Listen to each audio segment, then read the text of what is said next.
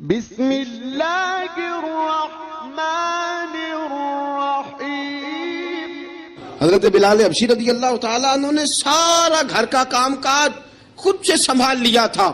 ایک دن غائب ہو گئے حضرت بلال اذان دے کے، فجر کی اذان دے کے ایک دن فجر کی اذان دے کے غائب نہیں ہونا چاہیے۔ کیا خیال ہے آپ کا؟ مؤذن کو اذان دے کے غائب اسے مسجد میں پھر رہنا چاہیے۔ حضرت بلال حبشی رضی اللہ تعالیٰ عنہ اذان پڑھی، غائب ہو گئے۔ صحابہ ڈھونڈ رہے ہیں بلال کدھر ہے، اقامت پڑھے۔ حضور نے فرمایا ٹھہر جاؤ، بلال آئے گا تو اقامت پڑھے گا، بلال آئے گا تو۔ جلدی نہ کیا کرو مسجد میں، اگر 2-4 منٹ کبھی دیر ہو جائے نا نماز میں تو جلدی کوئی بات نہیں، اللہ کے گھر ہی آئے ہو نا، جلدی نہ مچایا کرو، اللہ کا گھر ہے، رحمت والی جگہ ہے۔ حضور نے فرمایا بلال آئے گا تو اذان پڑھے گا۔ اب سب صحابہ خاموش ہیں کہ بلال جاتا نہیں، کام بھی اس کا کوئی ایسا نہیں۔ حضرت بلال دوڑے آئے، جلدی جلدی دوڑے آئے۔ رسول پاک صلی اللہ علیہ وسلم نے سوال ہی نہیں کیا کہ بلال تو کدھر سے آیا ہے، فرمایا آ گئے ہو؟ حضور آ گیا ہوں، پڑھو اقامت پڑھی، جماعت ہو گئی۔ اب صحابہ کرام علی مریدوان حیران ہے کہ حضور نے پوچھا ہی نہیں اور بلال آیا بھی دیر سے۔ حضرت جناب سیدنا صدیق اکبر، جناب مقداد، جناب سلمان فارسی، چند صحابہ نا حضرت بلال کو لے کے، کون ہے بلال تو کدھر تھا؟ راز کی کوئی بات ہے جو بتاتا نہیں، کدھر تھا؟ حضرت بلال رضی اللہ تعالیٰ عنہ کی آنکھوں میں آنسو آ گئے، رو پڑے۔ کہ بلال کوئی گہری بات ہے، بتا معاملہ کیا ہے، روتا کیوں ہے؟ حضرت بلال حبشی رضی اللہ تعالیٰ عنہ فرمانے لگے جب حضرت خدیجہ الکبریٰ گھر میں چکی پیستی تھی، تھک جاتی تھی نا تو میں مدد کرایا کرتا تھا۔ کتنے دن بیت گئے، جب فجر کی اذان دینے کے لیے گزرتا ہوں تو حضرت فاطمہ الزہرا کے بچے روتے ہوتے ہیں۔ فرمایا میں نے حضرت فاطمہ کو گود میں کھلایا ہے، مجھے اپنے محبوب کی شہزادی سے بڑا پیار ہے۔ کئی دنوں سے حضور کی خدمت میں عرض کر رہا تھا یا رسول اللہ کو مہربانی فرمائیں۔ حضور نے رات پیغام بھیجا ہے سیدہ فاطمہ کو کہ بلال جب آئے تو پردہ کر کے اندر چلی جایا کر۔ حضرت بلال فرماتے ہیں اذان دے کے گیا تھا حضرت فاطمہ کے گھر، میں نے کہا محبوب کی بیٹی ذرا پردہ کر لے، تو بچوں کو دودھ پلا، میں تیری چکی پیس دیتا ہوں۔ حضرت بلال حبشی کی آنکھوں میں آنسو رو رو کے بتلاتے ہیں۔ فرمایا سیدہ طیبہ طاہرہ حضرت فاطمہ الزہرا، میرے حبیب نے پتہ کیا فرمایا؟ فرمایا جس نے فاطمہ کو راضی کیا اس نے تو مجھے راضی کیا ہے۔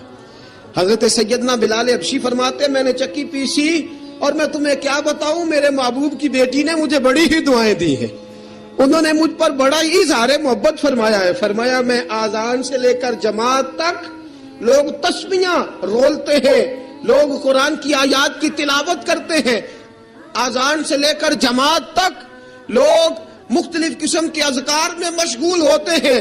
فرمایا میرا ذکر سنو، میری تلاوت سنو، میرا وظیفہ سنو، میں آذان سے لے کر جماعت تک محمد عربی کی بیٹی کی خدمت کرنے چلا جاتا ہوں۔ رسول پاک صلی اللہ علیہ وسلم کی شہزادی کی چکی پیس کے آیا۔ حضرت بلال نے اس انداز میں، بدر کی جنگ لگ گئی، بدر کا مارکا، حضرت بلال کے ہاتھ میں تلوار ہے، کہا میں لڑوں گا، پورا جہاد کروں گا۔ امیہ بن خلف جو بڑا مارا کرتا تھا نا، وہ دوڑ رہا تھا اپنے بیٹے کو لے کے، آگے کچھ صحابہ کھڑے تھے، وہ قریب سے گزرنے لگا۔ حضرت بلال نے فرمایا ذرا پکڑنا امیہ کو، یہ مجھے مارا کرتا تھا، ذرا پکڑنا، نہ جانے نہ دینا۔ امیہ کو صحابہ نے روکا، حضرت عبد الرحمن ابن عوف نے پکڑ کے ایک زور سے گھونسا مارا، ادھر جا کے گرا۔ حضرت بلال تلوار لے کے کھڑے ہیں امیہ کے سر پہ۔ کہا امیہ میں تجھے نہیں کہا کرتا تھا اللہ میرے مصطفیٰ کو بڑی عزتیں عطا فرمائے گا؟ میں تجھے نہیں کہا کرتا تھا کہ خدا ہمیں غلبہ دے گا؟ هو الذی ارسل رسولہ بالہدی ودین الحق لیظہرہ علی الدین کلہ، میں نہ کہا کرتا تھا کہ اللہ اس دین کو ہر دین پہ غلبہ دے گا، اور میں دیکھ اللہ نے ہمیں عزت دے دی، دیکھ تو ذلیل کر دیا گیا۔ حضرت بلال نے مارا، گردن اڑا دی۔ حضرت ابوبکر صدیق پیچھے دیکھ رہے تھے، دوڑے ہوئے آئے، کہا بلال مبارک ہو، بلال مبارک ہو، آج تو تیرے سارے بدلے پورے ہو گئے۔ حضرت بلال نے سجدہ شکر ادا کیا۔ میرے دوستو بڑی باتیں ہیں جناب بلال کی کرنے والی، یہ وقت ساتھ نہیں نہ دیتا کسی کا، یہ رک جاتا ہے، یہ کہتا ہے کہ بس اب رک جاؤ، وقت ہو گیا آگے گزرنے کا۔ حضرت بلال حبشی رضی اللہ تعالیٰ عنہ رسول پاک کا وصال ہوا نا، حضرت بلال نے منہ سے لفظ ہی کوئی نہیں ادا کیا۔ کسی نے اپنا اپنا دکھڑا کسی انداز میں سنا لے. حضرت عمر نے کہا جس نے کہا حضور وصال کر کے گردن اڑا دوں گا. حضرت عثمان غنی نے کہا خبردار کوئی مجھے آ کے نہ بتائے کہ مصطفیٰ وصال کر گئے. حضرت علی المرتضیٰ رضی اللہ تعالیٰ عنہ نے فرمایا نہ بھائی میرے مصطفیٰ پر تو موت آتی نہیں جس طرح آپ لوگوں پہ. سب لوگوں نے اپنے اپنے اظہار کر لیے نا. بلال نے کسی کو دکھ بتایا ہی نہیں. ایک کونے میں بیٹھ کے نا حضرت بلال اکیلے آنسو بہاتے رہے, کسی کو بتایا ہی نہیں, اکیلے روئے. ایک شخص کہنے لگا یار بلال بولتا نہیں. کہا نہ بلاؤ اسے. عصر کی نماز کا وقت ہوا نا تو وہ بلال جو کعبے کی چھت پہ بغیر سیڑھیوں کے چڑھ گیا تھا, وہ بلال جو کعبے کی چھت پہ بغیر کسی سہارے کے چڑھ گیا تھا, اس بلال کو کہا کہ بلال چڑھ ذرا آذان پڑھ مسجد کی چھت پہ چڑھ جا.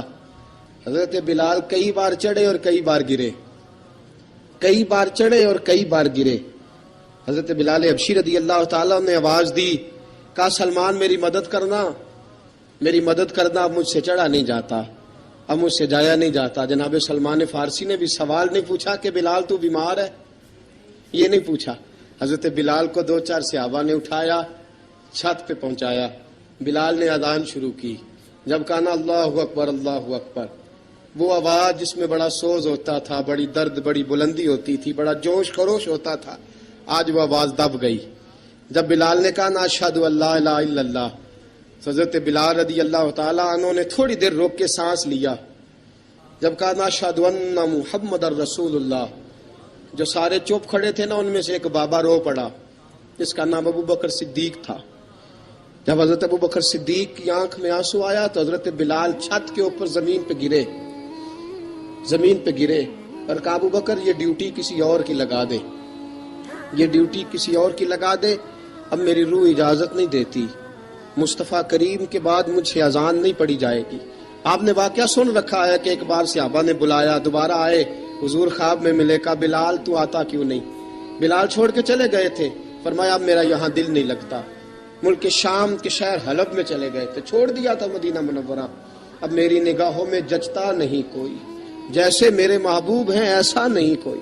حضور خواب میں ملے, آئے مدینے. حضرت بلال آخری بار, لوگوں نے کہا اذان پڑھو, کہا مجھے وہ اذان بھول ہی گئی ہے جو مجھے مصطفیٰ کریم کے زمانے میں پڑھا کرتا تھا, مجھ سے نہیں پڑھی جاتی, نہ مجھے کہو میں کیسے پڑھوں.